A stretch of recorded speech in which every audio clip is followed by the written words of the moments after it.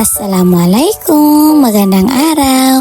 Nasa mini market nga pala kami ngayon sa May Caldos para sana bibili ng suso na iulamin sana namin para sa pananghalian. Sa kasamahang palad ay wala kami naabutan na suso na nagtitinda.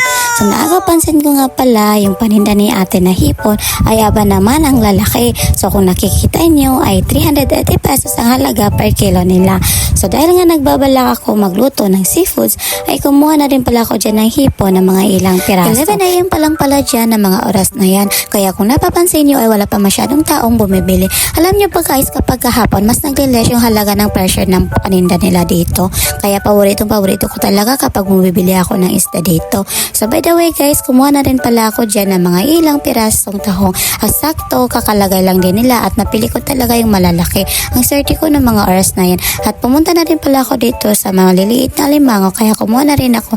Kumbaga sa amin ang tawag pa ay katumpi. Mga ilang piraso lang pala yung binili ko dito. Kasi ako lang naman yung kakain ha. Fast forward, dumating na nga pala kami ng bahay. At ito na pala lahat yung mga nabili ko. Hipon, tahong, maliliit na limango at syempre yung pusit.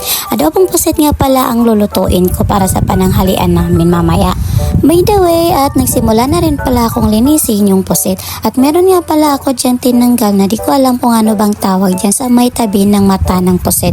Kakapanood ko ng video, yun yung mga nakikita ko kaya ginaya ko na rin.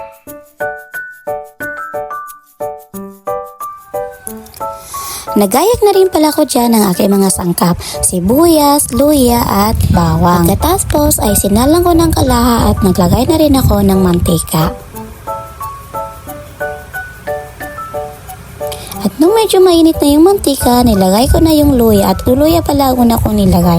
Pagkatapos ay sinunod ko namang ilagay yung bawang at pangpanghuli ay ang sibuyas. Inantay ko lang na lumabas yung kanyang aroma saka ko naglagay ng pusit. Pagkatapos ay hinalo-halo ko ng konti at tinakpan. Pagkaraan ng ilang minuto ay naglagay na rin pala ko dyan ng mga pampalasa. Katulad na lang ng oyster sauce, black pepper at syempre yung ugali natin. Joke.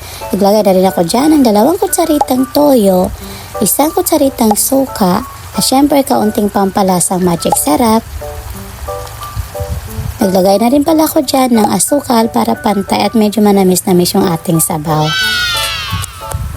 Pagkatapos ay hinalo-halo ko lang bahagya at nagdagdag na rin pala ako dyan ng sili green. Maya-maya pa ay luto na yung aking adobong pusit.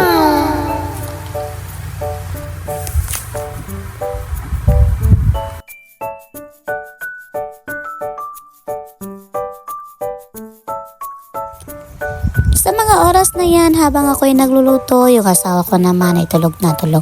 Kaya pagkatapos ko magluto, ako naman ay naligo dahil hindi ko na mawari yung aking amoy.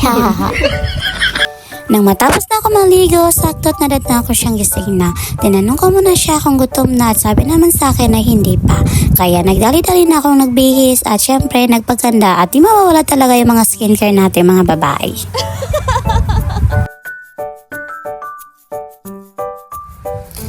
Maya-maya pa ay natapos na rin yung aking gawain at naghanda na rin ako at naglagay na rin ng kanin at ulam sa aming lamesa. Nang sa ganon ay makakain na rin. Kain po tayo guys. Hanggang dito na lang for today's video. Maraming salamat sa panonood. Bye! Follow me for more.